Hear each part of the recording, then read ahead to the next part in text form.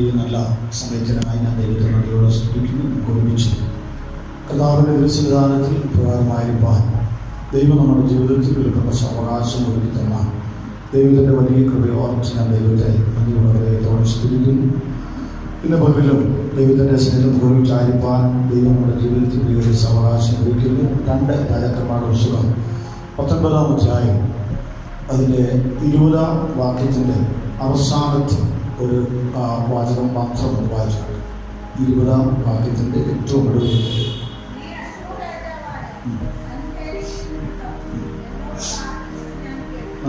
നീ അശൂർ രാജാവായ സെൻഹേരീബിൻ നിമിത്തം എന്നോട് പ്രാർത്ഥിച്ചത് ഞാൻ കേട്ടു. ഇന്ന് പകൽക്കാലം സത്യത്തിൽ ഞാൻ കുടുംബാക്യമായി വളരെ മുൻപൊരാഴ്ച വായിക്കാൻ വാക്യത്തോടുള്ള ബന്ധത്തിൽ അഥവാ അടുത്തു പോകാതെ പ്രാർത്ഥിപ്പിക്കുന്നുള്ളതായ ആ വിധവയോടുള്ള ബന്ധത്തിൽ ചില കാര്യങ്ങൾ ചിന്തിപ്പാനൊക്കെ വണ്ണം ഞാനിങ്ങനെ ചിന്തിച്ചെങ്കിലും ഈ ഒരു പദം, ആ നിമിത്തം എന്നൊരു പദം എൻ്റെ അന്തരംഗത്തോട് വളരെ ശക്തമായി അത് വാദിച്ചുകൊണ്ടിരുന്നത് കൊണ്ട് ഞാൻ ആ വേദഭാഗം ധ്യാനിപ്പാനും ആ നിലകളിൽ നിങ്ങൾക്ക് നൽകുവാൻ ദൂത് ക്രമീകരിപ്പാനൊക്കെ നമ്മുടെ വാക്യം ഒന്ന് ശ്രദ്ധിച്ച് വായിച്ച് ദൈവത്തിൻ്റെ ദാസനായ ഹിസ്കിയ രാജാവിനോട് പ്രവാചകനായ യെശയ്യാവിൽ കൂടി ദൈവാത്മാവ് സംസാരിക്കുന്ന ഒരു ഭാഗമാണ് നാം ഇവിടെ കണ്ടത്. നീ അശൂർ രാജാവായ സെൻഹേരീബിൻ നിമിത്തം എന്നോട് പ്രാർത്ഥിച്ചത് ഞാൻ കേട്ടു. നിമിത്തം ഒരു പദമാണ് എന്നെ ഒത്തിരി അത് ധൈര്യപ്പെടുത്തിയത്. ശ്രദ്ധിക്കുക സഹോദരങ്ങളെ, ദൈവ സന്നിധാനത്തിൽ നാം പ്രാർത്ഥിപ്പാൻ ചില നിമിത്തങ്ങൾ ഉണ്ടാകും. ചില നിമിത്തങ്ങൾ. എന്താ നിമിത്തം എന്ന വാക്കിൻ്റെ അർത്ഥം? അത് മനസ്സിലാക്കാൻ ഒത്തിരി പാഠങ്ങളുള്ള ചില വേദഭാഗങ്ങൾ ഞങ്ങളുടെ ശ്രദ്ധയിൽ കൊണ്ടുപോകുമ്പോൾ നിങ്ങൾക്കത് മനസ്സിലാക്കും. 9 പുസ്തകം 39-ന്റെ 5 നാം വളരെ പരിചയമുള്ളൊരു വേദഭാഗം ഇവിടെ ഇങ്ങനെ വായിക്കുന്നുണ്ട്. അവൻ തൻ്റെ വീട്ടിലും തനിക്കുള്ള സകലത്തിലും അവനെ വിചാരകനാക്കിയത് മുതൽ യഹോവ ജോസേഫിന്റെ നിമിത്തം മിസ്രയീമിന്റെ വീടിനെ അനുഗ്രഹിച്ചു. വീട്ടിലും വയലിലും അവനുള്ള സകലത്തിന്മേലും യഹോവയുടെ അനുഗ്രഹമുണ്ടായി. ശ്രദ്ധിച്ചോ വാക്യം. ഒത്തിരിപേരുടെ ഭവനത്തിൽ ചെന്ന ജോസഫിനെ ആ ഭവനത്തിന്റെ കാര്യവിചാരകനാക്കി ഒത്തിരിപേർ മാറ്റിക്കഴിഞ്ഞപ്പോൾ തിരുവചനത്തിൽ രേഖപ്പെടുത്തിയിരിക്കുകയാണ് ജോസഫ് നിമിത്തം ഒത്തിരിപേരുടെ വീടിനെ ദൈവം ചെയ്തു അനുഗ്രഹിച്ചു. അവന്റെ വീടിനെയും അവന്റെ വയലിനെയും അവനുള്ള സകലത്തെയും അനുഗ്രഹിച്ചു. അങ്ങനെയാണ് നിങ്ങൾ പറ ജോസഫ് നിമിത്തം ആ വീടിനെ അനുഗ്രഹിച്ചെന്ന് പറഞ്ഞതിന്റെ അർത്ഥം എന്നാ?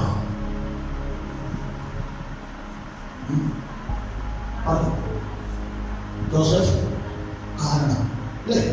ജോസഫ് മുഖാന്തരം, അതിന്റെ ഹേതു ജോസഫാണ്. വാക്യങ്ങൾ ഒത്തിരിയുണ്ട്. നിമിത്തം എന്ന പദത്തിന് ഞാൻ സമയം കളയാൻ താല്പര്യപ്പെടുന്നില്ല. നിങ്ങൾ സാവകാശം വായിച്ചു നോക്കിയാൽ മതി. 2 ശമൂവേൽ 5:12 പുറപ്പാട് പുസ്തകം 18:9 2 കൊരിന്ത്യർ 5:11 ഒക്കെ ഈ നിമിത്തം എന്ന വാക്കുകളുണ്ട്. എഴുതിയെടുക്കുന്നവർക്ക് കൂടി ഒന്ന് പറഞ്ഞുതരാം. 2 ശമൂവേൽ 5:12 പുറപ്പാട് പുസ്തകം 18:9 2 കൊരിന്ത്യർ 5:17 ഇവിടെയെല്ലാം നിമിത്തം എന്നൊരു പദം നമുക്ക് കാണാൻ സാധിക്കും. ഞാൻ ആ വാക്യം വായിച്ച് കേൾപ്പിച്ചതിന്റെ കാര്യം എന്ന് ചോദിച്ചാൽ നിമിത്തം എന്ന പദത്തിന്റെ ആശയം നിങ്ങളൊന്ന് മനസ്സിലാക്കാനാണ്. നമ്മളൊക്കെ സാധാരണ പറയാറുണ്ട്, നാം ഒക്കെ ഈ ലോകത്തിൽ നിന്ന് മാറ്റപ്പെടുന്നതിന് ചില നിമിത്തങ്ങളുണ്ട് അല്ലേ? ചിലര് വാഹന അപകടങ്ങൾ വഴിയായിരിക്കും, ചിലര് രോഗികളായിട്ടായിരിക്കും, ചിലര് മറ്റു നിലകളിലായിരിക്കും. ഞാൻ പറഞ്ഞത് എങ്ങനെ അയാളും ഇവിടുന്ന് പോകാൻ ഒരു വാഹനം നമുക്ക് വേണ്ടി ഒരുക്കിയിട്ടുണ്ട്. അതിന് നമ്മൾ പറയുന്നത് നിമിത്തം എന്നാണ്. നിമിത്തം ഇവിടെ രേഖപ്പെടുത്തിയിരിക്കുകയാണ്. ദൈവത്തിന്റെ ദാസനായ ഹിസ്കിയാവ് ദൈവസന്നിധാനത്തിൽ പ്രാർത്ഥിക്കുവാൻ ഒരു കാരണം, ഒരു മുഖാന്തരം, ഒരു ഹേതു, ഒരു നിമിത്തം. അതെന്താ? സെൻഹേരീബിൻ നിമിത്തം. സെൻഹേരീബിൻ നിമിത്തം നീ എന്നോട് പ്രാർത്ഥിച്ച പ്രാർത്ഥന ഞാൻ കേട്ടു. ആത്മാവിൽ ഞാനൊരു ദൂതിന്റെ കാലം വിളിച്ചു പറയാ. ചില നിമിത്തങ്ങൾ ദൈവത്തോട് അടുപ്പിക്കുവാൻ നിന്നെ ഇടയാക്കി തീർത്തുവെങ്കിൽ നിന്റെ നിമിത്തങ്ങൾ മൂലം നീ പ്രാർത്ഥിച്ച ചില പ്രാർത്ഥനകൾക്ക് ഇന്ന് പകൽക്കാലം ദൈവം മറുപടി അയക്കാൻ പോവുക. എത്ര പേരുടെ പകൽക്കാലം വിശ്വസിക്കുന്നു? അതാവേ ചില കാരണങ്ങൾ മുഖാന്തരം, ചില ഹേതു മുഖാന്തരം ഞാൻ ദൈവസിദ്ധാലയത്തിൽ വെച്ച് പ്രാർത്ഥിക്കുന്ന ചില വിഷയങ്ങളുണ്ട്. ഇന്ന് പകൽക്കാലം ആ വിഷയങ്ങൾക്ക് മറുപടി പ്രാപിച്ച് ഇവിടെ എഴുന്നേറ്റ് പോകുമെന്നെ ഒരുക്കണമേ. എത്ര പേരുടെ പകൽക്കാലം ദൈവത്തോട് പ്രാർത്ഥിക്കും? ഞാൻ സാധാരണ പ്രാർത്ഥിക്കുന്ന പ്രാർത്ഥനകളുണ്ട് അല്ലേ? എല്ലാ ദിവസവും നമ്മൾ പ്രാർത്ഥിക്കുന്ന ചില പ്രാർത്ഥനകളുണ്ട്. ഇവിടെ അതല്ല. എല്ലാ ദിവസവും പ്രാർത്ഥിക്കുന്ന പ്രാർത്ഥനകളെക്കാൾ വ്യത്യസ്തമായി പ്രാർത്ഥിക്കുവാനൊരു വിഷയം ഇപ്പോൾ മുമ്പിൽ കടന്നു വന്നിരിക്കുക.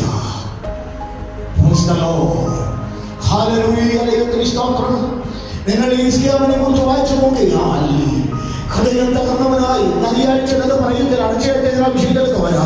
ഹൃദയം തകർന്നവനായി അവനെതിരെ എഴുതിയ ചില രേഖകളുമായി ദൈവത്തിന്റെ ആലയത്തിലേക്ക് ചെന്നത് വിടർത്തിയ രംഗങ്ങളുണ്ട്.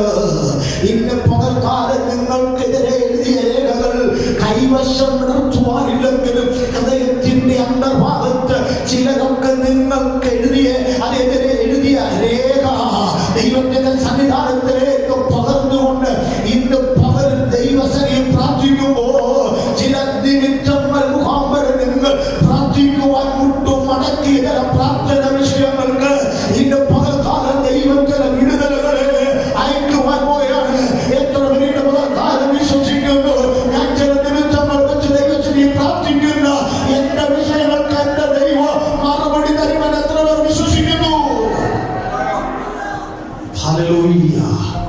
നിങ്ങള് ഈ ഹിസ്കിയാവിന്റെ ചരിത്രം ഒന്ന് പഠിച്ചാൽ ഒരിക്കലും ദൈവത്തിൽ ആശ്രയിക്കുവാൻ ഒരു നിലകളിലും എൻ്റെ ജീവിതത്തിൽ സാധ്യതയില്ലാത്ത രംഗങ്ങളാണ് പുറകിൽ കിടക്കുന്നത്. അപ്പനും വലിയപ്പനും വല്യപ്പനും ഒക്കെ ചരിത്രം പഠിച്ചു നോക്കിയാൽ ദൈവവുമായി ബന്ധമില്ലാതെ പോയവരായിരുന്നു.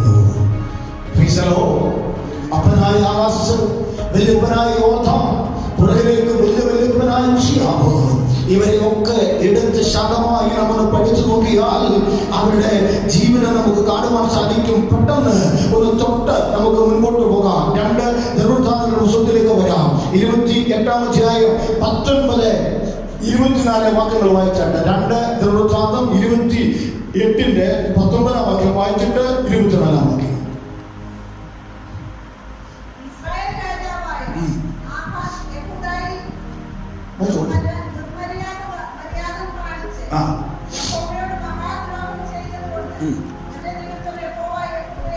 നിങ്ങളൊന്ന് ശ്രദ്ധിച്ചേ.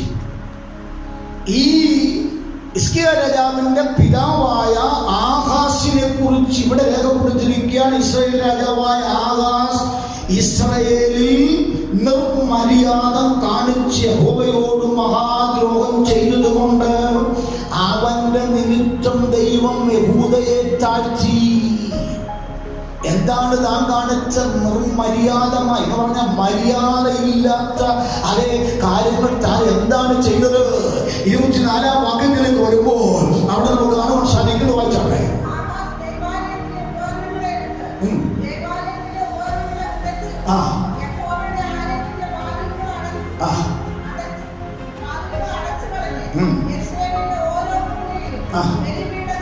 ശ്രദ്ധിച്ചേ, 3 കാര്യങ്ങൾ അവിടെ വ്യക്തമായി രേഖപ്പെടുത്തിയിരിക്കുകയാണ്. അവൻ എന്ത് ചെയ്തു?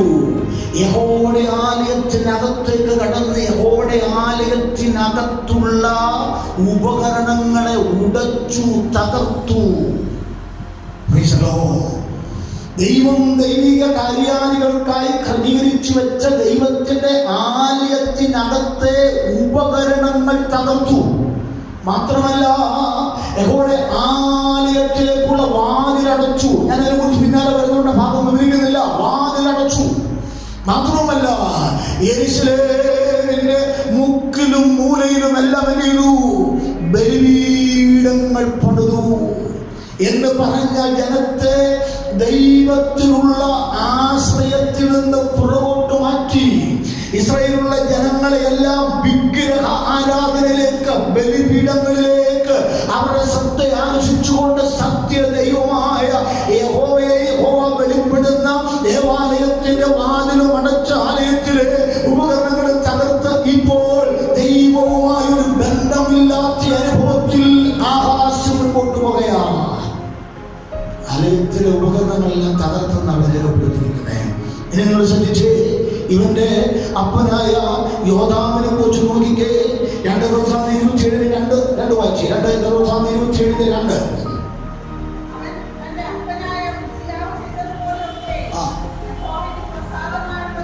അടുത്ത പദം നിങ്ങൾ ശ്രദ്ധിച്ചോണം. യോഥാം എന്ന് പറയുന്ന ആകാശി രാജാവിന്റെ പിതാവായ യഹൂദയിലെ രാജാവായ യോഥാം ദൈവത്തിന്റെ ആലയത്തിലേക്ക് തന്റെ ജീവകാലത്ത് ഒരിക്കലും കടന്നിട്ടില്ല. ദൈവത്തിന്റെ ആലയവുമായി ഒരു ബന്ധവും ഇല്ല. ഇനി ഇവന്റെ വല്യപ്പനായ, ഇവന്റെ അപ്പനായ ഉസിയാവിനെ കുറിച്ച് നോക്കി. 26:20 വായിച്ചു. 26:20.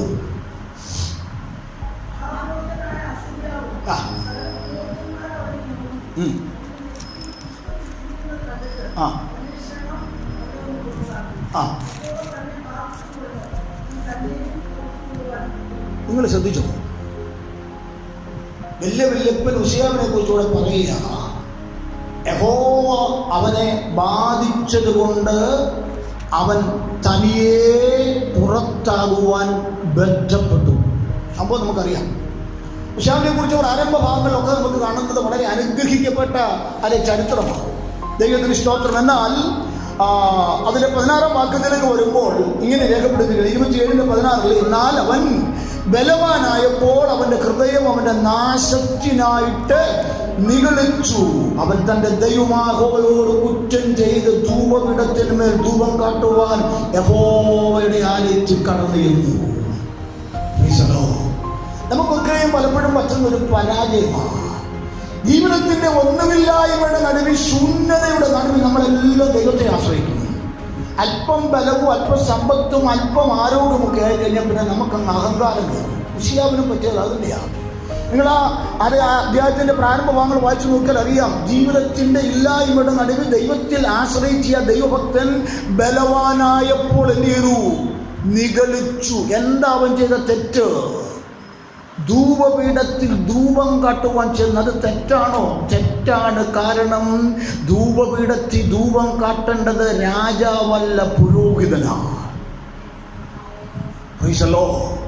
തൻ്റെ അധികാരത്തിൻ്റെ ശക്തിയുടെ അഹന്തയിൽ താൻ ആലയത്തിനകത്തേക്ക് ചെന്ന് പുരോഹിതൻ ചെയ്യേണ്ട കാര്യം ചെയ്യുവാൻ ഒരുങ്ങുമ്പോൾ അവിടെ നിന്ന് മഹാപുരോഹിതനും താനെയുള്ള പുരോഹിതന്മാരും അവനെ വിലക്കിയെങ്കിലും ആ വിലക്കിനെ വകവെക്കാതെ രാജാവെന്ന അധികാരത്തിന്റെ പ്രൗഢിയിൽ താനത് ചെയ്യുവാൻ തക്കവണ്ണം ഒരുങ്ങുമ്പോ ആലയത്തിനകത്ത് ധൂപം കാട്ടുവാൻ നിൽക്കുമ്പോൾ തന്നെ അവന്റെ നെറ്റിമേ കുഷ്ഠം പൊങ്ങി. കുഷ്ഠം പൊങ്ങിയവനെ പുറത്താക്കുവാൻ മഹാപുരോഹിതനും പുരോഹിതന്മാരും ക്രമീകരണം ചെയ്യുമ്പോൾ അവിടെ എഴുതിയിരിക്കുന്നു, അവൻ ഇറക്കുവാൻ നിൽക്കാൻ അവൻ തനിയെ ബന്ധപ്പെട്ട് പുറത്തേക്ക് ഇറങ്ങുവാൻ പോകുകയാണ്. അങ്ങനെയാണെങ്കിൽ ശ്രദ്ധിക്കൂ, ദൈവത്തിന്റെ ആലയത്തിൽ ചെയ്യരുതാത്തത് ചെയ്ത് ആലയത്തിൽ നിന്ന് പുറത്താക്കപ്പെട്ട ഒരു വല്യപ്പച്ചൻ ഇവനുണ്ട്. ഞാൻ ഹിസ്കിയാവിന്റെ പൈതൃക വഴിത്താരിയ, പാരമ്പര്യ വഴിത്താരിയ അങ്ങയുടെ മുമ്പിൽ പറയുന്നത്. വല്യപ്പനായ ഉസിയാവ് ആലയത്തിനകത്ത് ചെയ്യാൻ പറ്റാത്തത് ചെയ്ത് പുരോഹിതനെ പുറത്താക്കുന്നതിന് മുൻപ് തന്നെ തനിയെ പുറത്തുപോയ ഒരു ഉസിയാവ്. ആ ഉസിയാവ് അവന്റെ വല്യപ്പൻ. യോധാം ഒരു വശമെങ്കിൽ അപ്പന് സംഭവിച്ച അവസ്ഥ ഇനി ആരെങ്കിലും സംഭവിക്കാതിരിക്കാൻ അവൻ അവന്റെ ജീവകാലത്ത് ഒരിക്കലും അങ്ങോട്ട് പോയിട്ടേയില്ല. അപ്പം ഉസിയാവിന്റെ മകനായ യോരാമിന് ദൈവാലയവുമായിട്ട് ഒരു ബന്ധവും ഇല്ല. ദൈവത്തിന് സ്തോത്രം. നിങ്ങൾ അവിടെ ശ്രദ്ധിക്കേണ്ട ഒരു പദം കൂടിയുണ്ട്. 27-ാം അധ്യായത്തിൻ്റെ 2-ാം വാക്യത്തിൻ്റെ അവസാന ഭാഗം ഇങ്ങനെയാണ് ഇരിക്കുന്നത്: യഹോവയുടെ ആലയത്തിൽ കടന്നില്ല എന്ന് എഴുതിയിട്ട് അടുത്ത വാക്യം പറയും, ജനമോ വഷളത്വം പ്രവർത്തിച്ചു കൊണ്ടിരുന്നു. അപ്പം രാജാവ് ദൈവവുമായുള്ള ബന്ധത്തിലേക്ക് വരാതെ പോയതുകൊണ്ട് ശേഷമുള്ള ജനവും ദൈവങ്ങളെ, നിങ്ങളൊരു കാര്യം മനസ്സിലാക്കണം. കുടുംബത്തിൻ്റെ നാഥൻ ദൈവവുമായുള്ള ബന്ധത്തിൽ അകന്നു നിന്നാൽ ആ കുടുംബത്തിൻ്റെ ശോചനീയമായ അവസ്ഥ എങ്ങനെയുള്ളതാണെന്ന് നിങ്ങളൊന്ന് ചിന്തിക്കണം.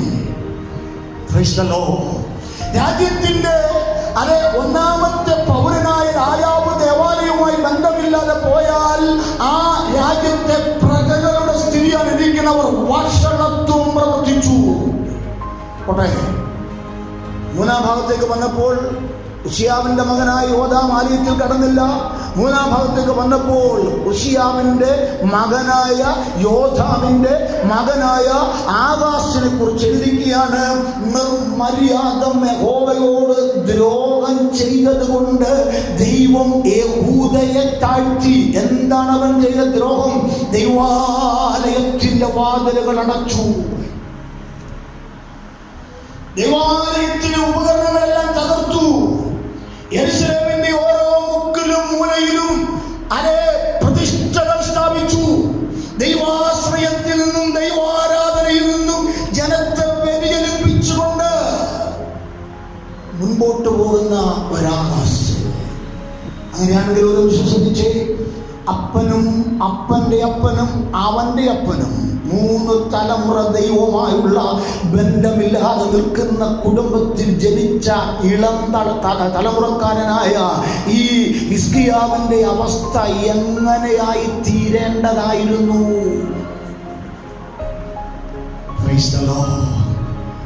അവനും ദൈവവുമായി ബന്ധമില്ലാത്ത പോകേണ്ടവനല്ലായിരുന്നോ? എന്നാൽ എന്നെ സന്തോഷിപ്പിച്ചിട്ടും നല്ല ഒരു വാക്യം ആ 29-ാം അധ്യായത്തിലേക്ക് നിങ്ങൾ വന്നേ. 29-ാം അധ്യായത്തിന്റെ 1-2 വാക്യങ്ങളിലേക്ക് വരുമ്പോൾ അവിടെ നമുക്ക് കാണുവാൻ സാധിക്കുന്നു. 29-ന്റെ 1-2.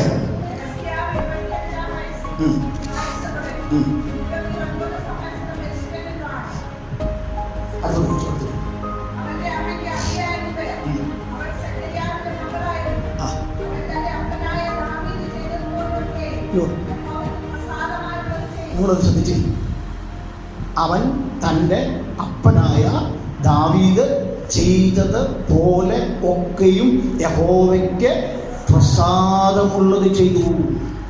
നിങ്ങൾ പദം ശ്രദ്ധിച്ചോ? സ്വന്തം പിതാവായ ആകാശിൻ്റെ പേരവിടെ പറഞ്ഞിട്ടില്ല.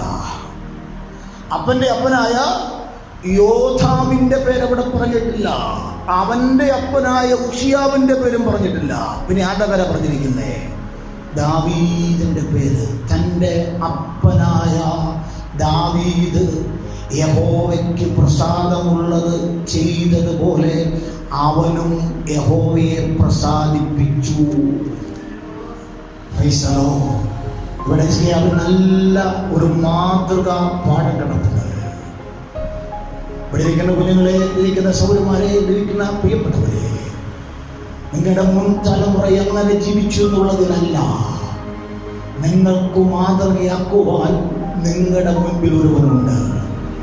ഒരു നല്ല ദാവീദ്. 1 പത്രോസ് 2-ാം അധ്യായത്തിൽ നമുക്ക് കാണുവാൻ സാധിക്കുന്നുണ്ട്.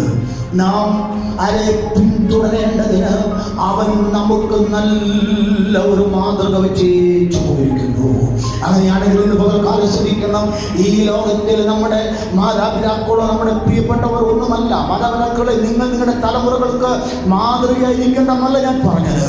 എന്നാൽ പല മാതാപിതാക്കളെയും മാതൃകയാക്കുവാൻ കഴിയാതെ ഭാരപ്പെടുമ്പോൾ ഇന്ന് പകൽക്കാലം ഒരു കാര്യം പറയാ, നമുക്ക് മാതൃകയാക്കുവാൻ കൊള്ളാകുന്ന ഒരുവനുണ്ട്. എന്താ ദാവീദിനെ കുറിച്ച് പറഞ്ഞിരിക്കുന്നത്? അപ്പോസ്തലപ്രവൃത്തി 13-ാം അധ്യായത്തിന്റെ 22-ാം വാക്യത്തിൽ അപ്പോസ്തലനായ പൗലോസ് പിസിദ്ധ്യ എന്ന് പറയുന്ന ദേശത്ത് ചെന്ന ഒരു പ്രഭാഷണം നടത്തുമ്പോൾ 22-ാം വാക്യത്തിൽ പഴയകാല അനുഭവങ്ങളെ വർപ്പിച്ചുകൊണ്ട് ദാവീദിനെ കുറിച്ച് ദൈവമായ കർത്താവ് പറഞ്ഞൊരു കാര്യം ഇവിടെ ഇങ്ങനെ രേഖപ്പെടുത്തുന്നത്. 13 ഇശ്ശായിയുടെ മകനായ ദാവീദിനെ എനിക്ക് ബോധിച്ച പുരുഷനായി കണ്ടു. അവൻ എൻ്റെ ഹിതം എല്ലാം ചെയ്യും എന്ന് ഞാൻ അവനെക്കുറിച്ച് സാക്ഷ്യം പറഞ്ഞു. ഒന്ന് ശ്രദ്ധിച്ച് ആ വാക്യം നിങ്ങൾ ശരിക്കും വായിച്ചേ. ഹല്ലേലൂയ. ഞാൻ ഇശ്ശായിയുടെ മകനായ ദാവീദിനെ എനിക്ക് ബോധിച്ച പുരുഷനായി കണ്ടു. ബോധിച്ച പുരുഷനായിട്ടല്ല, ആണോ? അല്ല, അങ്ങനെ ദൈവം കണ്ടു. അടുത്ത് അവനെ കുറിച്ച് പറഞ്ഞ സാക്ഷിയെ പറഞ്ഞിരിക്കുന്നത് എന്താ? അവൻ എൻ്റെ ഹിതമെല്ലാം ചെയ്യുമെന്ന് അവനെ കുറിച്ച് സാക്ഷ്യം. ഇവിടെ ഇരിക്കുന്ന നിങ്ങൾ ഓരോരുത്തരെയും കുറിച്ച് ദൈവം കാണുന്നൊരു കാഴ്ചയുണ്ട്. അതെന്താണെന്നറിയാമോ? ദൈവത്തിന് സ്തോത്രം. ദൈവം അവന് ബോധിച്ചവളായി നിങ്ങൾ ഓരോരുത്തരെ കാണുകയാ. അപ്പോൾ തന്നെ നിങ്ങളിൽ കൂടി ദൈവം ആഗ്രഹിക്കുന്ന ഒരു കാര്യമുണ്ട്. നിങ്ങൾ ആരുടെ ഹിതം ചെയ്യും? ദൈവത്തിന്റെ ഹിതം ചെയ്യും. ഞാൻ ഇന്ന് പകൽക്കാലം ചോദിക്കട്ടെ, ദൈവം നമ്മോട് പറഞ്ഞ അല്ലെങ്കിൽ നമ്മെക്കുറിച്ച് പറഞ്ഞ ദൈവിക സാക്ഷ്യത്തിന് വിരോധമായിട്ട് എന്തെങ്കിലും നമ്മുടെ ജീവിതത്തിൽ സംഭവിച്ചിട്ടുണ്ടോ? അവനെ വേദനിപ്പിച്ച് ഏതെങ്കിലും രംഗങ്ങൾ നമ്മുടെ ജീവിതത്തിലുണ്ടോ? ദൈവത്തിന്റെ ഹിതത്തിൽ നിന്ന് വഴിഞ്ഞു മാറിപ്പോയ രംഗങ്ങൾ നമ്മുടെ ജീവിതത്തിലുണ്ടോ? ഒന്ന് ഇന്ന് പകൽക്കാലം ശാന്തമായി നമ്മെ പരിശോധിച്ച് ദൈവത്തിന്റെ ദാസനായ ദാവീദിനെ ദൈവം ബോധിച്ചവനായി കണ്ടെങ്കിലും, ദൈവത്തിന്റെ ഹിതമെല്ലാം ചെയ്യുമെന്ന പ്രതീക്ഷയോടെ അവനെ കണ്ടെങ്കിലും, അവന്റെ ജീവിത വഴിത്താരയിൽ ഒരു തെറ്റ് സംഭവിച്ചു. നമുക്കറിയാം. എന്നാൽ നിങ്ങൾ ശ്രദ്ധിച്ച്, ജീവിതത്തിൽ വന്ന തെറ്റിനെ മൂടി വെച്ച് പോകലല്ല. പ്രവാചകനായ നാഥാൻ അവന്റെ അരികിലേക്ക് വന്ന് അവന്റെ തെറ്റിനെ ഓർമ്മിപ്പിച്ചപ്പോൾ അവൻ ദൈവത്തിന്റെ സന്നിധാനത്തിൽ നെടുപാട് വീട് ഹൃദയ തകർച്ചയോടെ ദൈവത്തോട് പ്രാർത്ഥിക്കുന്ന പ്രാർത്ഥനയുടെ അനുഭവങ്ങളാണ് 51-ാം സംഗീതം കാണുന്നത്. ദൈവമേ, നിന്റെ ദയയ്ക്ക് തക്കവണ്ണം എന്നോട് കൃപയുണ്ടാകണമേ എന്ന് പറഞ്ഞ ദൈവമേ, എന്റേതായ യോഗ്യത കൊണ്ടത് നിന്റെ മുമ്പിൽ എനിക്ക് വരുവാൻ കഴിയില്ല. നിന്റെ ദയയ്ക്ക് തക്കവണ്ണം നീ എന്നോട് കൃപ കാണിക്കണമേ. ആ സംഘത്തിലൂടെ നിങ്ങൾ വായിച്ചു നോക്കൂ. നിന്റെ നാളെ ആത്മാവിനെ നിന്ന് എടുക്കരുത്, മനസ്സൊടുക്കമുള്ള ആത്മാവിനെ എനിക്ക് തരണമേ എന്നൊക്കെ പറഞ്ഞ് ഹൃദയവേദനയോടെ ദൈവത്തിനെ പ്രാർത്ഥിക്കുന്ന ഒരു ദൈവഭക്തനെ നമുക്ക് അവിടെ കാണുവാനൊക്കെ സാധിക്കുന്നുണ്ട്. ഞാൻ ഇന്ന് പകൽക്കാലം പറയുന്ന ദൈവത്തിന് നമ്മെക്കുറിച്ചൊരു പ്രതീക്ഷ ഉണ്ടായിരുന്നു. എന്നാൽ എവിടെയൊക്കെ ദൈവത്തിന്റെ പ്രതീക്ഷ നമ്മുടെ കാലുകൾ വഴുതിപ്പോയി. എവിടെയൊക്കെ നമ്മുടെ കാലുകൾ വഴുതിപ്പോയി. ഇന്ന് പകൽക്കാലം ഇടറിപ്പോയ അനുഭവങ്ങൾ ജീവിതത്തിൽ കൊണ്ടുപോകാനല്ല.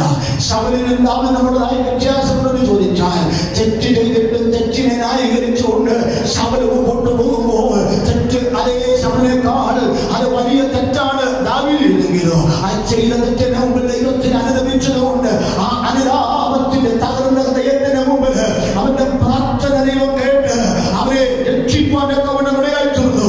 ഒന്ന് രാജാക്കന്മാരുടെ പുസ്തകം 15-ാം അധ്യായത്തിന്റെ 5-ാം വാക്യത്തിൽ ഈ ഭക്തനായ മനുഷ്യനെ കുറിച്ച് തിരുവചന രേഖപ്പെടുത്തുന്നത് വായിച്ചാട്ടെ. ഒന്ന് രാജാ 15:5.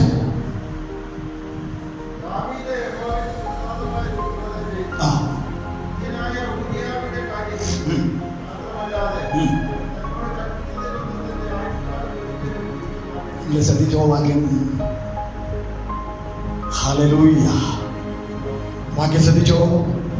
ദാവീദ് യഹോവയ്ക്ക് പ്രസാദമുള്ളത് ചെയ്തു എന്നിട്ട് പറയുക, ഹിത്യനായ ഊരിയാവിന്റെ കാര്യത്തിൽ മാത്രമല്ലാതെ അവൻ തന്നോട് കൽപ്പിച്ചതിനൊന്നും തൻ്റെ ആയുഷ്കാലത്തൊരിക്കലും വിട്ടുമാറിയിട്ടില്ല. ജീവിതത്തിൽ ഒരു തെറ്റ് മാത്രം സംഭവിച്ചു. അതിവിടെ രേഖപ്പെടുത്തിയിരിക്കും, ഒരു തെറ്റ് മാത്രം. പക്ഷെ തെറ്റിനും പരിഹാരം വരുവാൻ കാരണം ഞാൻ മുമ്പേ പറഞ്ഞതാണ്. അവൻ ദൈവസന്നിധാനത്തിൽ അനുദപിച്ചു, ദൈവസന്നിധാനത്തിൽ ഏറ്റുപറഞ്ഞു.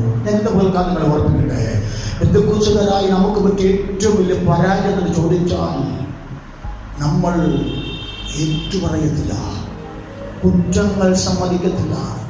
രണ്ടുപേർ തമ്മിൽ ഒരു പ്രയാസമുണ്ടായാൽ, ഒരു പ്രശ്നമുണ്ടായി രണ്ടുപേരും ആ പ്രശ്നത്തിൻ്റെ മാനസിക വിഷമങ്ങൾ വെച്ച് പോകും. പിന്നെ ഒരു പ്രയാസമുണ്ടാകുമ്പോൾ വീണ്ടും വെച്ചുകൊണ്ടു എന്നെ പറഞ്ഞ് രാഗത്തു എത്തിയിട്ടില്ല. വിട്ടുകളഞ്ഞിട്ടില്ല. പണ്ടൊക്കെ നമ്മുടെ പെന്തക്കോസ്ത് സഭകളിൽ നടന്ന സംഭവം എങ്ങനെന്നറിയാമോ? രണ്ടുപേരിനോട് പ്രയാസമുണ്ടായാൽ ദൈവദാസന്മാരുടെയും മൂപ്പന്മാരുടെ സാന്നിധ്യത്തിൽ അവരെ വിളിച്ചു വരുത്തി രണ്ടുപേരെയും ഇരുത്തി സംസാരിപ്പിച്ച് രണ്ടുപേർക്കും പാപബോധം വരുത്തി അന്യോന്യം അവരുടെ കുറ്റങ്ങൾ ഏറ്റുപറഞ്ഞ് കെട്ടിപ്പിടിച്ച് ചുംബിച്ച് അതേ കരഞ്ഞ് നിലവിളിച്ച് പോകുന്ന ഒരു രംഗം പണ്ട് നമുക്കുണ്ടായിരുന്നു. ഇന്നതില്ല. ദൈവത്തിന് സ്തോത്ര. ഇന്ന് ഏറ്റുപറയുന്നതും തെറ്റുകൾ സമ്മതിക്കുന്നതും ഒക്കെ എൻ്റെ ആ ജീവന ശൈലിക്ക് ഏതാണ്ട് പോരായ്മ വന്നു പോകുന്ന നിലയിൽ നമ്മൾ ആരും അറിയുന്നില്ല. ചിലരൊക്കെ പറഞ്ഞു കേട്ടിട്ടുണ്ട്, എൻ്റെ ജീവിതത്തിൽ ഞാൻ തെറ്റേറ്റ് പറയുന്ന ഒരു അനുഭവം ഇല്ല. ക്ഷമ ചോദിക്കുന്നൊരു കാര്യമില്ല. അഭിമാനത്തോടെ പറഞ്ഞ ക്ഷമ ചോദിക്കുന്നൊരു കാര്യം സഹോദരങ്ങളെ ഞാൻ പറയട്ടെ, ക്ഷമ ചോദിക്കുന്ന രംഗമുണ്ടായാൽ നമ്മുടെ ക്ഷമ ചോദിക്കുന്നത് നമ്മുടെ പരാജയമല്ല, നമ്മുടെ വിജയമാണ്. ഞാൻ പലപ്പോഴും പറയാറുണ്ട്, നിങ്ങളുടെ കുടുംബത്തിനകത്ത് ഭാര്യയും ഭർത്താവും കൂടി തമ്മിൽ അതെ ഒച്ചപ്പാടും ബഹളവും വെക്കുമ്പോൾ പുറത്ത് നിൽക്കുന്ന പിശാച് ജയമെടുക്കുക. നമ്മൾ പറയുന്നില്ല, ഭാര്യ പറയും എനിക്ക് ജയിക്കണം, അവിടെ ഭാര്യയാണെന്ന് പറയും, ഭർത്താവ് പറയും എനിക്ക് ജയിക്കണം, അവിടെ ഭർത്താവ് ചെയ്യും. ഭർത്താവ് രണ്ടുപേരും കൂടി ഭയങ്കര ഒച്ചപ്പാടും ബഹളവും നാട്ടുകാരെല്ലാം കേൾക്കും. പുറത്തേക്കുന്ന പിശാച് ജയം കൊടുക്കും, നമ്മൾ പരാജിതരാകും. എന്നാൽ നമ്മളൊന്ന് മൗനമായി നിൽക്കാമെങ്കിൽ പിശാച് പരാജിതനായി പോകും. നമ്മൾ തോറ്റെന്ന് അത് നമുക്ക് തോന്നിയാൽ നിരാശപ്പെടേണ്ട. നമ്മുടെ തോൽവി അല്ല, നമ്മുടെ വിജയമാണ്. ഹലോ, ദൈവത്തിന് സ്തോത്രം. എൻ്റെ വിശുദ്ധിലേക്ക് തന്നെ മടങ്ങി വരുവാനെക്കൊണ്ട് താല്പര്യപ്പെടുകയാണ്. ഈ ദാവീദിനെ സംബന്ധിച്ച് ദൈവം ഒരിടത്ത് പറഞ്ഞൊരു പദമുണ്ട്. ദാവീദ് എൻ്റെ ഹൃദയപ്രകാരമുള്ള മനുഷ്യൻ. ജീവിതത്തിൽ തെറ്റുകൾ വന്നെങ്കിലും വന്ന തെറ്റിനെ മൂടി വെക്കാതെ ഏറ്റു പറഞ്ഞ് വചനം ഇങ്ങനെയല്ലേ പറയുന്നത്, എൻ്റെ ലംഘനങ്ങളെ മറച്ചു വെക്കുന്നവന് ശുഭം വരികയില്ല, അലേറ്റു പറയുന്നവനെ ദൈവത്തിന് സ്തോത്രം.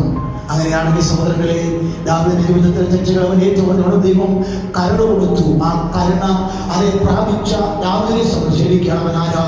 എൻ്റെ ഹൃദയപ്രകാരമുള്ള മനുഷ്യൻ. ഇന്ന് പ്രകാര സഹോദരങ്ങളെ, ഞാൻ നിങ്ങളോട് താഴ്മയോടെ പറയട്ടെ, നിങ്ങൾ വിളിച്ച ദൈവത്തിന് നിങ്ങളെക്കുറിച്ചൊരു പ്ലാനുണ്ട്. ആ പ്ലാനിൻ്റെ ഏറ്റവും മെയിനായ കാര്യം എന്ന് പറഞ്ഞാൽ, ഇവൻ എൻ്റെ ഹിതത്തിനനുസൃതമായിട്ട് ജീവിക്കണം, ഇവൻ എൻ്റെ ഇഷ്ടത്തിനനുസൃതമായിട്ട് ജീവിക്കണം.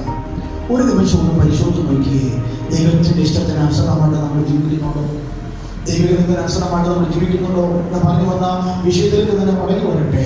ഹിസ്കിയാ രാജാവിന്റെ ജീവിതത്തിൽ അപ്പനായ ആകാശം ഉണ്ടായിരുന്നു, വല്യപ്പനായ യോരാം ഉണ്ടായിരുന്നു, വല്യപ്പനായ ഉസിയാവ് ഉണ്ടായിരുന്നു. എന്നാൽ അവരെ ആരെയുമല്ല മാതൃകയാക്കിയത്. അവിടെ ഇരിക്കുന്നത് തന്നെ അപ്പനായ ദാവീദ് ചെയ്തതുപോലെ.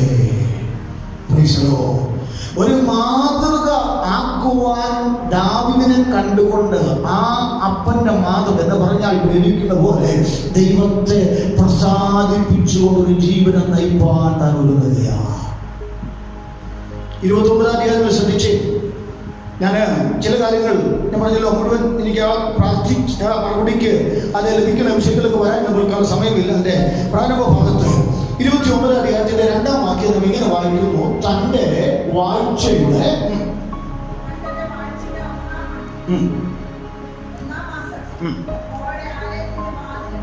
ഒന്നാം ആണ്ടിൽ 1-ാം മാസത്തിൽ യഹോവയുടെ ആലയത്തിന്റെ വാതിൽ തുറന്നു. എന്തായിരുന്നു മനസ്സിലാക്കേണ്ടത്? യഹോവയുടെ ആലയത്തിന്റെ വാതിൽ തുറന്നു എന്ന് പറഞ്ഞാൽ അതിന്റെ അർത്ഥം ഇത് അടച്ചിട്ടിരിക്കുകയല്ലേ? ആരടച്ചത്?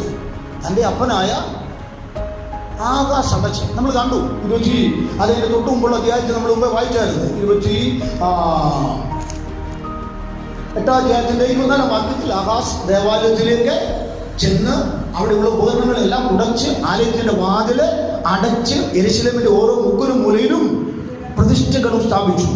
അവ ശ്രദ്ധിച്ച്, ഈ ആലയം എന്തിനുള്ള ആലയമായിരുന്നു? ഇസ്രായേലുള്ള ബന്ധത്തിൽ ദൈവിക സാന്നിധ്യം അനുഭവിപ്പാനും ദൈവിക വിടുതൽ അനുഭവിപ്പാനും ദൈവശബ്ദം കേൾക്കുവാനും ഒക്കെ ഉള്ള വാതിലായിരുന്നു. പക്ഷെ വാതിൽ ഇപ്പോൾ അടച്ചിരിക്കുക. ആ വാതിൽ അടച്ചിരിക്കുക. ഞാനിത് പ്രകാരം ചോദിക്കട്ടെ, എത്ര നാളായി ദൈവശബ്ദം കേട്ടിട്ട്? പണ്ടൊക്കെ ദൈവശബ്ദം കേൾക്കുമായിരുന്നു അല്ലേ? അങ്ങനെയാണെങ്കിൽ എൻ്റെ അർത്ഥം വാതിൽ അടങ്ങുന്നല്ലേ? അല്ലേ? വാതിൽ അടച്ചിരിക്കുകയാണെന്നല്ലേ? ഇന്ന് പകൽക്കാലം ഈ ശുശ്രൂഷയിൽ ദൈവത്തിന്റെ സാന്നിധ്യം അനുഭവിക്കുന്ന, ദൈവിക വിടുതൽ അനുഭവിക്കുന്ന, ദൈവം നമ്മോട് സംസാരിക്കുന്ന, ദൈവത്തിന്റെ അരുളപ്പാട് കേൾക്കുന്ന ദൈവത്തിന്റെ ആലയത്തിന്റെ വാതിലൊന്ന് തുറക്കപ്പെടണം. സങ്കീർത്തനം വരുമ്പോൾ അവിടെ നമുക്ക് കാണുവാൻ സാധിക്കുന്നുണ്ട്. അതിന്റെ 2-ാം വാക്യം വായിക്കുമ്പോൾ അവിടെ ഇങ്ങനെയാണ് കാണുന്നത്: സന്തോഷത്തോടെ യഹോവയെ സേവിപ്പീൻ, സംഗീതത്തോടെ അവന്റെ സന്നിധിയിൽ വരുവീൻ, യഹോവ തന്നെ ദൈവമെന്ന് അറിവീൻ, അവൻ നമ്മെ ഉണ്ടാക്കി, നാം അവനുള്ളവരാകുന്നു. അടുത്ത വാക്യം ശ്രദ്ധിക്കുക: അവന്റെ ജനവും അവൻ മേയ്ക്കുന്ന ആടുകളും തന്നെ. അടുത്ത വാക്യം: അവന്റെ വാതിലുകളിൽ സ്തോത്രത്തോടും അവന്റെ പ്രാകാരങ്ങളിൽ സ്തുതിയോടും കൂടെ വരുവീൻ. ദൈവ സാന്നിധ്യം അനുഭവിക്കുന്ന, ദൈവകൃപ അനുഭവിക്കുന്ന, ദൈവത്തിന്റെ ശബ്ദം കേൾക്കുന്ന, ദൈവത്തിന്റെ ആലയത്തിൽ ഒരിക്കൽ സ്തുതിയോട് വന്ന അനുഭവങ്ങളുണ്ട്, ഒരിക്കൽ സന്തോഷത്തോടെ വന്ന അനുഭവങ്ങളുണ്ട്. ദൈവത്തിന് സ്തോത്രം. സങ്കീർത്തനത്തില് 42-ാം സങ്കീർത്തനോ 43-ാം സങ്കീർത്തനാന്ന് തോന്നുന്നു, അവിടെ ദാവീദ് പറയുന്ന 42-ാം സങ്കീർത്തനം 4-ാം വാക്യത്തിൽ ഇങ്ങനെ എഴുതിയിരിക്കുന്നത്: ഉത്സവമാചരിക്കുന്ന പുരുഷാരത്തിന്റെ സ്തോത്രവും സന്തോഷവും സ്തോത്രവുമായി സ്വരത്തോടുകൂടെ സമൂഹ മധ്യ ഞാൻ ദേവാലയത്തിലേക്ക് ചെന്നത് ഓർത്ത് എൻ്റെ ഉള്ളം എന്നിൽ പകരുന്നു. ഇപ്പം ദേവാലയത്തിന്റെ വാതിൽക്കലാന്നല്ല, പണ്ട് ഉത്സവം ആചരിക്കുന്ന പുരുഷാരത്തിന്റെ സന്തോഷവും സ്തോത്രവുമായ സ്വരത്തോടെ സമൂഹ മധ്യ ഞാൻ ദേവാലയത്തിലേക്ക് ചെന്നതോർത്തു. ഇപ്പോൾ എൻ്റെ ചുറ്റും നിന്നുകൊണ്ട് എന്നോട് നിരാശപ്പെടുത്തുന്ന വാക്കുകൾ പറയുന്ന ശത്രുവുണ്ട്. ആ ശത്രു ചോദിക്കുന്ന ചോദ്യമാണ്: നിന്റെ ദൈവം എവിടെ? എവിടെ നിന്റെ ദൈവം? എന്താ നിന്റെ ദൈവം പ്രവർത്തിക്കാത്തത്? അത് 1-2 പ്രാവശ്യം പറയുന്നൊരു പദമല്ല.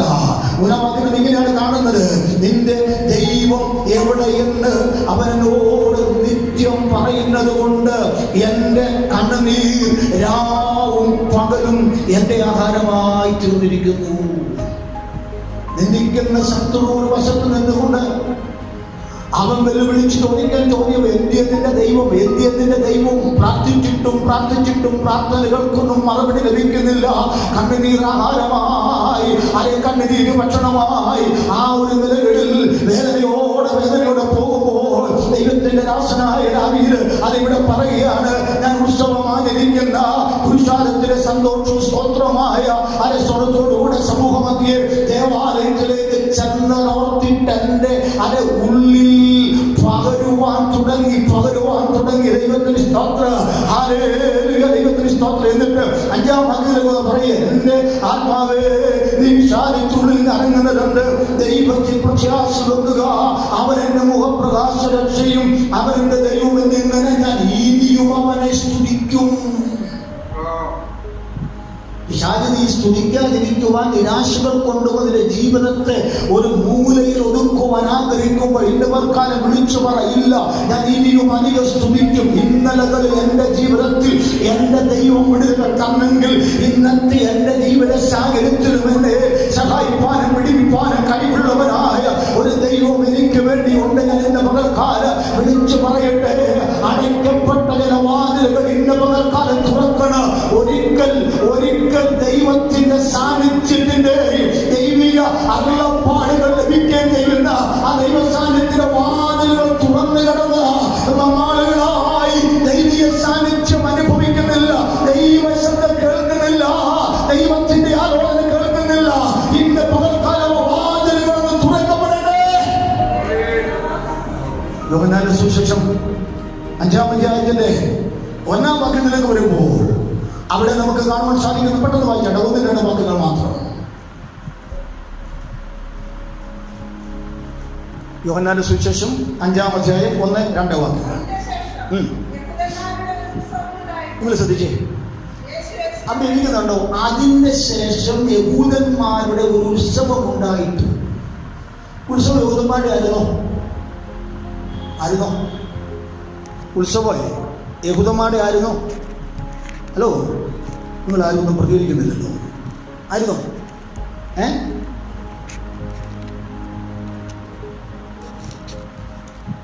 ആയിരുന്നോ?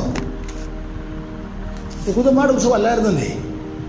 നമ്മൾ പഴയപറ്റി വായിക്കുമ്പോൾ അവിടെ കാണുവാൻ സാധിക്കും യഹോവയുടെ ഉത്സവങ്ങൾ എന്നാണ്. യഹോവയുടെ കാര്യം അത് ഒരു കാലത്ത് പഴയപത്തില് ലേവ്യ പുസ്തകത്തിലൊക്കെ അല്ലെങ്കിൽ പഞ്ചേതങ്ങളിലൊക്കെ വായിച്ചു നോക്കിയാൽ അവിടെ കാണുന്ന യഹോവയുടെ ഉത്സവം എന്നാണ്. യഹോവയുടെ ഉത്സവം അല്ലേ, ഇങ്ങനെ കാണുന്നത്. പക്ഷെ ഇവിടെ വന്നപ്പോൾ എന്തായി? യഹൂദന്മാരുടേതായി മാറി. ദൈവത്തിന്റെ പലതും ഇന്ന് നമ്മുടേതായി മാറിക്കൊണ്ടിരിക്കുക. അതുകൊണ്ട് എന്താ സംഭവിച്ചത്? താഴെ പറയുക, 2-ാം വാക്യം. ആട്ടുവാലുക്കൽ, യെരൂശലേമിൽ ആട്ടുവാലുക്കൽ ബെഥെസ്ദ എബ്രായ പേരുള്ള, നിങ്ങൾ ശ്രദ്ധിച്ചേ, നിങ്ങളത് ശ്രദ്ധിക്കണം. യെരൂശലേമിൽ ആട്ടുവാലുക്കൽ ബെഥെസ്ദ. ബെഥെസ്ദ എന്ന വാക്കിന്റെ അർത്ഥം എന്നാ? കരുണയുടെ ഭവനം. കരുണയുടെ ഭവനം. അപ്പൊ യെരൂശലേമിൽ ആട്ടുവാതിക്കൽ. ആട്ടുവാതിൽ എന്തിനുള്ളതാ? ആട്ടുവാതിൽ എന്തിനുള്ളതാ? യെരൂശലേമിലെ യാഗത്തിനായി ആടുകളെ കൊണ്ടുപോകുന്ന വാതിലായത്. നമ്മള് നെഹമ്യാവിന്റെ പുസ്തകം പഠിക്കുമ്പോൾ അനവധി വാതിലുകളെ യെരൂശലേമിൽ നമുക്ക് കാണുവാൻ സാധിക്കുന്നുണ്ട്. ഈ വാതിൽ ആടുകളെ യാഗത്തിനായി കൊണ്ടുപോകാനുള്ള വാതിലാണ്. ഇപ്പൊ ആട്ടുവാതിക്കൽ മണ്ഡപത്തിന് ചുറ്റും കിടക്കുന്ന ആരൊക്കെയാ? വ്യാധിക്കാര്, കുരുടർ, മുടന്തർ. ശ്രദ്ധിച്ചേ, ഞാൻ വ്യാധിക്കാരെന്നുള്ള രാത്രി 3 ഗ്രൂപ്പിനെ ഉൾപ്പെടുത്തുക. ഇത് 3 വ്യാധിയാണല്ലോ. അപ്പൊ ആരൊക്കെ കിടക്കുന്നത്? കുരുടരുണ്ട്, മുടന്തരുണ്ട്, ക്ഷയരോഗികൾ. 3 ഗ്രൂപ്പ്. ഇന്നും നമ്മുടെയൊക്കെ സഭയ്ക്കകത്ത് 3 ഗ്രൂപ്പുണ്ട്. ഏതൊക്കെയാ? ആത്മീയ കാഴ്ചപ്പാടില്ലാത്ത കുരുടര്. അവർക്ക് ഒരാത്മീയ കാഴ്ചപ്പാടില്ല. അത് വന്നു ആരാധിച്ചു പോയി, ഒന്നുമില്ല. സഭയ്ക്ക് അതെല്ലാം നടന്നാൽ അവരെ സംബന്ധിച്ച് വിഷയമൊന്നും ഇല്ല. ആത്മീകമായ ഒരു കാഴ്ചപ്പാടുമില്ല. 2ാമത്തെ കൂട്ടരാണ് മുടന്തര്. ആത്മീകമായിട്ട് ഒന്നും ചെയ്യത്തില്ല. നടപ്പ് കാലുകൊണ്ടുള്ള നടപ്പ് പ്രവർത്തി കുറിക്കുന്ന. അപ്പം ആത്മീകമായിട്ട് അവർ ഒന്നും ചെയ്യത്തില്ല. 3ാമതൊരു കൂട്ടരുണ്ട് ക്ഷയരോഗികൾ എന്ന് പറഞ്ഞാൽ ആത്മീകമായിട്ട് ബലമൊന്നുമില്ല, ശക്തിശേഷിയിരിക്കുക. എവിടെ കിടക്കുന്നത്? ആട്ടുവാലുക്കൽ. ദൈവത്തിന്റെ മനോഹരമായ യാഗത്തിന് വേണ്ടി ആടുകളെ കൊണ്ടുപോകേണ്ട വാലുക്കൽ ഇപ്പൊ കിടക്കുന്നതാരാ? ആത്മീയ കാഴ്ചപ്പാടില്ലാത്തവരും ആത്മീയ പ്രവൃത്തി ചെയ്യാത്തവരും ആത്മീയമായ ശക്തിയില്ലാത്തതുമായ ഒരു കൂട്ടരെ കൊണ്ട് ആലയത്തിന്റെ വാതിൽ നിറഞ്ഞിരിക്കുക. ഞാൻ പറയുന്ന ദൂരം നിങ്ങൾക്ക് മനസ്സിലാകുന്നുണ്ടോ? ഞാൻ മേൽപ്പാടം IPC സഭയെ ഉദ്ദേശിച്ചല്ല പറഞ്ഞത്. ആത്മീയ ഗോളം മൊത്തത്തിൽ നിങ്ങൾ നോക്കൂ. പണ്ടത്തെ ആത്മീയ കാഴ്ചപ്പാട് നഷ്ടമായി.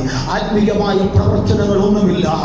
അതെ, ആത്മീയമായ ശക്തന്മാരില്ല. ബലം ക്ഷയിക്കപ്പെട്ടവരായി അതെ പിശാചിന്റെ കയ്യിലെ അതെ ചണ്ടികളായി മാറുന്നതായ അതെ ആത്മീയ ലോകം. ഇന്ന് പ്രകാരം നമുക്ക് ഒരു മാറ്റം വരുത്തണ്ടേ? ഇന്ന് പ്രകാരം അത് ദൈവീയ സാന്നിധ്യങ്ങൾ വസിക്കുന്ന അതേ സ്തുതിയുടെ സ്തോത്രത്തിലെ ശബ്ദമുയരണ്ട. ഈ ആലയത്തിന്റെ വാതിലൊന്ന് തുറക്കുവാൻ എത്ര പേര് ഒരുക്കപ്പെടും? ഹല്ലേലൂയ. ആത്മീയ സാന്നിധ്യം ഇറങ്ങുന്ന, ദൈവപ്രവൃത്തി ഇറങ്ങുന്ന, ദൈവശക്തി ഇറങ്ങുന്ന, ദൈവത്തിന്റെ ശബ്ദം അതേ കേൾക്കുന്നതായ ദൈവത്തിന്റെ ആലയത്തിന്റെ വാതിലൊന്ന് തുറക്കപ്പെടുവാൻ, ആ ആലയത്തിന്റെ വാതില് ഒന്ന് തുറക്കുവാനൊക്കെ വേണ്ട.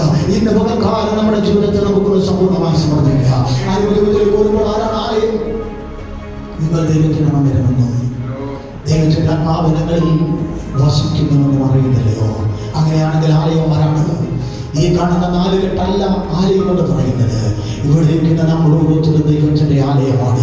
ഞാൻ ഇന്ന് കാലം ചോദിക്കട്ടെ, നമ്മുടെ ഉള്ളിൽ ദൈവത്തിന്റെ ആത്മാവ് വസിക്കുന്നുണ്ടോ? ദൈവാത്മാവിന്റെ സാന്നിധ്യം നമ്മുടെ ഉള്ളിലുണ്ടോ? കേവലം ഉപയോഗപ്രദമായ അന്യഭാഷകൾ പറയുന്നതിന് വേണ്ടി മാത്രമല്ല, ആത്മാവ് ദൈവത്തിന്റെ സ്തോത്രം, ആത്മാവിനാൽ നേർനിരത്തൂടി നടത്തപ്പെടുന്ന ശ്രദ്ധകരമായ ഒരാത്മീയ ജീവിതം നയിക്കുവാൻ നമുക്ക് കഴിയുന്നുണ്ടോ? ഹല്ലേലൂയ. ദൈവികമായ അനുഭവത്തിൽ ആത്മാവിനാൽ നയിക്കപ്പെടുന്ന അനുഭവം നമ്മുടെ ജീവിതത്തിലുണ്ടോ? ഇന്ന് പകൽക്കാലത്തൊക്കെ നമ്മെ തന്നെ ഒന്ന് സമ്പൂർണ്ണമായി അത് ദൈവത്തിലേക്ക് സമർപ്പിക്കാൻ കർത്താവിനോട് പറയാം. കർത്താവേ, ഹല്ലേലൂയ, എന്റെ ഉള്ളിലേക്ക് നിന്റെ സാന്നിധ്യം കൊണ്ട് അത് വീണ്ടും വരണമെന്ന് ആത്മാവിനെ എന്റെ ഉള്ളിലേക്ക് തരണമേ. എന്റെ ജീവിതം ദൈവത്തിന് അനുസരണമായി നയിക്കുന്നതേ ഒരു ദൈവിക അരുളപ്പാട് വ്യക്തമായി പ്രാപിക്കത്തക്ക നിലയിൽ ഹല്ലേലൂയ ഒരുക്കണമേ എന്ന് ദൈവത്തോട് നമുക്കൊന്ന് പ്രാർത്ഥിക്കാം. ഹല്ലേലൂയ. ദൈവത്തിന് സ്തോത്രം. പ്രാർത്ഥിച്ച് ഞാൻ ഭാഗം വിടാൻ ദൈവത്തിന് സ്തോത്രം. ഞാൻ അവസാനിപ്പിക്കുവാൻ താല്പര്യപ്പെടുകയാണ്. നിങ്ങൾ ഉദിച്ച അടുത്ത ആഴ്ചയിൽ നമുക്ക് ഇതിനെക്കുറിച്ച് കൂടുതൽ ചിന്തിക്കാൻ കണ്ട് 29-4 മുതൽ 11 വരെയുള്ള വേദഭാഗങ്ങളിലേക്ക് വരുമ്പോൾ ഇവിടെ ഹിസ്കിയാ രാജാവ് കൊണ്ടേച്ച് പുരോഹിതന്മാരെയും ലേവ്യരെയും വരുത്തി അവരോട് തങ്ങളെ തന്നെയും യഹോവയുടെ ആലയത്തെയും ശുദ്ധീകരിക്കുവാൻ ഓർപ്പിക്കുകയാണ്. ഒരു വിടുതൽ വേണ്ടേ? ഒരു വിടുതൽ വേണ്ടേ? വേണം. ഹല്ലേലൂയ. ആലയത്തിനകത്ത് ദൈവിക സാന്നിധ്യം ഇറങ്ങിയിട്ട് നാളുകളായതേ. ഹല്ലേലൂയ. വാതിലടച്ചിരിക്കുക, ഉപകരണങ്ങളെല്ലാം തകർത്ത് തരിപ്പണമാക്കിയിരിക്കുക. അന്ന് മുക്കിലും മൂലയിലും ഒക്കെയായി ചില ബലിപീഠങ്ങൾ സ്ഥാപിച്ചുകൊണ്ട് ദൈവത്തുള്ളതായ ആരാധനയുടെ ആ സാന്നിധ്യത്തിൽ നിന്ന് അവരെ അകറ്റി നിർത്തിയിരിക്കുക. ഹല്ലേലൂയ. ഇന്ന പ്രകാരം ഒരു ആരാധന വെളിപ്പെടണ്ടേ, ഒരു വിടുതൽ വെളിപ്പെടണ്ടേ, ഒരു ദൈവിക ശക്തി ഇറങ്ങണ്ടേ. അവരവരെ നിന്ന് നോക്കിക്കേ. വ്യക്തിപരമായ ജീവിതത്തിൽ കുടുംബാന്തരീക്ഷത്തില് ഇന്നലകളിലെ പോലെ ഒരു അനുഭവമുണ്ടോ? ദൈവത്തിന് സ്തോത്രം. എത്ര സമയങ്ങൾ രാത്രി കുടുംബ യോഗത്തിൽ നാം ദൈവത്തെ ആരാധിച്ച രംഗങ്ങളുണ്ട്. രാവിലെ നാം ദൈവത്തെ ആരാധിച്ച രംഗങ്ങളുണ്ട്. ഇന്ന് നമ്മുടെ കുടുംബ പ്രാർത്ഥനകൾക്ക് ഒരു ചടങ്ങായി മാറ്റിയിരിക്കുകയാണ്. വ്യക്തിപരമായി ദൈവവുമായി യാതൊരു ബന്ധവുമില്ല, വ്യക്തിപരമായി ദൈവവുമായി അടുപ്പവുമില്ല. ഇന്ന് പകൽക്കാലം ഞാൻ ഓർപ്പിക്കട്ടെ, പുരോഹിതരോടും അതിലെ വിളിച്ചവരോട് പറയുകയാണ്, നിങ്ങൾ ആലയത്തെ ശുദ്ധീകരിക്കണം, മാത്രമല്ല നിങ്ങളെ തന്നെ ശുദ്ധീകരിക്കണം. ഞാൻ ഇന്ന് പകൽക്കാലം പറയട്ടെ, ദൈവ സാന്നിധ്യം ഇറങ്ങി വസിക്കുന്നതിന് വിരോധമായി നമ്മുടെ ജീവിതത്തിലുള്ളതായ മലിനതകളെല്ലാം ഇന്ന് പകൽക്കാലം എടുത്തു മാറ്റത്തക്ക നിലയിൽ ആഴമായ ശുദ്ധീകരണം നമ്മുടെ ജീവിതത്തിൽ ഉണ്ടാകത്തക്ക നിലയിൽ ഇന്ന് പകൽക്കാലം നമ്മുടെ ജീവിതത്തെ നമുക്കൊന്ന് സമർപ്പിക്കാം. ഹിസ്കിയാ രാജാവ് രാജസ്ഥാനത്തേക്ക് വന്നപ്പോൾ ഒന്നാമതായ യഹോവയുടെ ആലയത്തിന്റെ വാതിൽ തുറന്നു.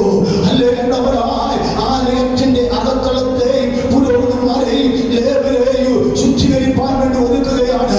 അങ്ങനെയാണെങ്കിൽ ഇന്ന് പകൽക്കാലം ഒരു ദൈവിക സാന്നിധ്യം നമ്മുടെ നടുവിൽ ഇറങ്ങണമെങ്കിൽ, ദൈവിക പ്രവൃത്തി നമ്മുടെ നടുവിൽ ഇറങ്ങണമെങ്കിൽ, നാം ആകെ ആലയത്തിനകത്തൊരു ദൈവിക പ്രവൃത്തി വെളിപ്പെടുത്തണമെങ്കിൽ ഇന്ന് പകൽക്കാലം ശുദ്ധീകരണം നമ്മുടെ ജീവിതത്തിൽ ഉണ്ടാകട്ടെ.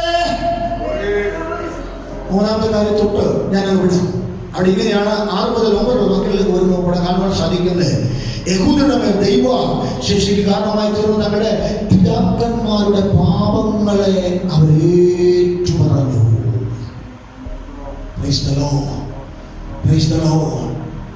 പാപങ്ങളെ അവരെ ഏറ്റുപറഞ്ഞു.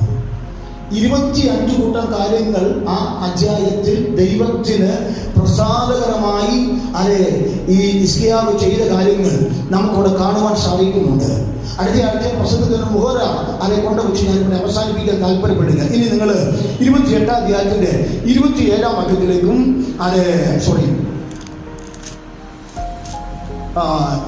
31 അധ്യായത്തിന്റെ 21 വാക്യത്തിലേക്കും 32 അധ്യായത്തിന്റെ 1 വാക്യത്തിലേക്കും വന്ന് ഞാൻ അവസാനിപ്പിക്കുക. 31-ന്റെ 21 വാക്യം.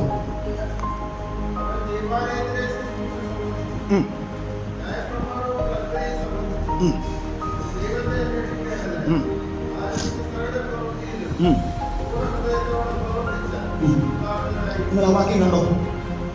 ഹിസ്കിയാവ് ദേവാലയത്തിലെ ശുശ്രൂഷയെ സംബന്ധിച്ച് ന്യായപ്രമാണവും കൽപ്പനയെ സംബന്ധിച്ചുള്ള തന്റെ ദൈവത്തെ അന്വേഷിക്കേണ്ടതിന് ആരംഭിച്ച സകല പ്രവൃത്തിയിലും പൂർണ്ണ ഹൃദയത്തോടെ പ്രവർത്തിച്ച് കൃതാർത്ഥനായിരുന്നു. ഇനി 1 വാക്യം, അടുത്ത അധ്യായത്തിന് 1 വാക്യം വായിച്ചു. ഈ കാര്യങ്ങൾ, ഈ വിശ്വസ്ത പ്രവൃത്തിയും കഴിഞ്ഞ ശേഷം അശ്ശൂർ രാജാവായ സെൻഹെരീബ് യഹൂദയിൽ കടന്ന് ഉറപ്പുള്ള പട്ടണങ്ങളെ നിരോധിച്ച് വാക്കുകൾ അവസാനിപ്പിക്കാൻ പോവുക. പലതും ചെയ്തു. അപ്പനും വല്യപ്പനും വല്യപ്പനും ആലയത്തിനകത്ത് ദൈവിക സാന്നിധ്യത്തിന് നഷ്ടം വരച്ചപ്പോൾ ദൈവിക പ്രമാണങ്ങൾക്കനുസരിച്ച്, ന്യായപ്രമാണങ്ങൾക്കനുസരിച്ച് ദൈവത്തിന് പ്രസാദമുള്ളത് ചെയ്ത് ദൈവിക ആലയത്തുള്ള ബന്ധത്തിൽ താൻ ചെയ്യേണ്ട പ്രവൃത്തികളെല്ലാം ചെയ്തു കഴിഞ്ഞപ്പോൾ അപ്പുറത്ത് ശത്രു ഇളകുവാൻ തുടങ്ങി. ഞാൻ കഴിഞ്ഞ ദിവസം പറഞ്ഞല്ലോ, വെറുതെ ഒരു കുഴപ്പമില്ല, വെറുതെ ഇരിക്കാമെങ്കിലേ ഒരു കുഴപ്പമില്ല. കാരണം നമ്മൾ ആരുടെ കയ്യിലാണ്? ശരീര കയ്യിലാണ്. അവന് ബുദ്ധിമുട്ടുണ്ടാക്കുന്നത് നമ്മുടെ ജീവിതത്തിൽ ശുദ്ധീകരണവും തുറക്കുന്ന അനുഭവവും വെടിപ്പാക്കുന്ന അനുഭവമൊക്കെ വന്നു കഴിയുമ്പോൾ മുമ്പ് ഈ ഇറങ്ങാൻ തുടങ്ങി. അവൻ നിന്റെ കുടുംബത്തിന് വിരോധമായി എഴുന്നേൽക്കും, നിന്റെ കുടുംബത്തെ തകർക്കുവാൻ ഒരുക്കപ്പെടുന്നു. ഞാൻ കുറിവാക്യം വായിച്ചതിലേക്ക് വന്ന് അവസാനിപ്പിക്കാം. സെൻഹെരീബിൻ നിമിത്തം നീ എന്നോട് പ്രാർത്ഥിച്ച നിന്റെ പ്രാർത്ഥന ഞാൻ കേട്ടു. ദൈവത്തിന് വേണ്ടി വിശ്വസ്തയോടെ നിന്ന് പ്രവർത്തിച്ചിട്ട് ദൈവത്തിന് വേണ്ടി നിന്നത് കൊണ്ട് നിനക്കെതിരെ ഒരു ശത്രു എഴുന്നേറ്റാൽ നിരാശപ്പെടരുത്.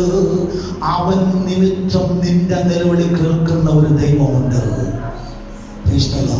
ഒരു നിമിഷം കണ്ണടച്ച് ഹല്ലേലൂയ, ദൈവത്തിന്റെ മഹത്വം, യേശുവിന്റെ രക്തത്താൽ ജയം.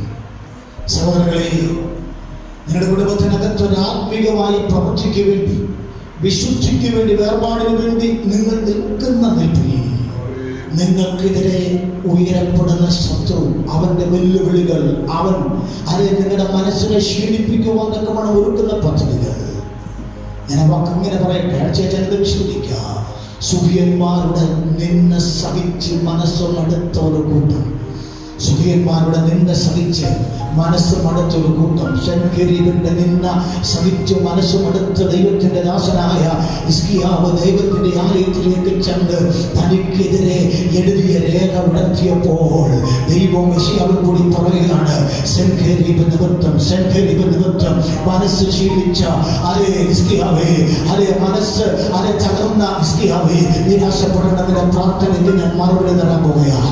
നിന്റെ പ്രാർത്ഥനയ്ക്ക് ഞാൻ മറുപടി തരാൻ പോവുകയാണ്. ഞാൻ പ്രാരംഭത്തിൽ ഓർപ്പിച്ച ഭാഗം ഇങ്ങനെ പറയട്ടെ. ചില നിമിത്തങ്ങൾ നിന്റെ മനസ്സ് തകർക്കുന്നുവെങ്കിൽ, ചില നിമിത്തങ്ങൾ നിന്റെ മനസ്സിനെ വേദനിപ്പിക്കുന്നുവെങ്കിൽ നിരാശപ്പെടരുത്. ഇന്ന് പകൽക്കാലം ദൈവത്തോട് നിലവിളിക്കാൻ തുടങ്ങുക, ദൈവത്തിന്റെ കാര്യം പറയാൻ തുടങ്ങുക, ദൈവത്തോട് ആരെ അപേക്ഷകൾ പറയാൻ തുടങ്ങുക. ദൈവത്തിന് ഇങ്ങനെയാണല്ലോ, സ്നേഹിതരേവരും വെടിഞ്ഞാൽ യേശുവിനോട് നീ അത് പറ. ഇന്ന് പകൽക്കാലം എല്ലാവരും വെടിയുമ്പോൾ നമുക്ക് നമ്മുടെ കാര്യം പറയാൻ ഒരു സ്ഥലമുണ്ട്. അവന്റെ സന്നിധി ചെന്ന് നമുക്ക് നമ്മുടെ കാര്യങ്ങൾ പറയാം. ഹല്ലേലൂയ. നമ്മോട് പറയുകയെ, ചിലത് നിമിത്തം നീ നിലവിളിച്ച ശബ്ദം ഞാൻ കേട്ടു, ചിലത് നിമിത്തം നീ നിലവിളിച്ച ശബ്ദം ഞാൻ കേട്ടു. ഇന്ന് ഒരു കാലം ദൈവത്തിന്റെ പലവിടുന്നതുകൊണ്ട് ചില നിമിത്തങ്ങൾ മുഖാന്തരം ദൈവത്തിന്റെ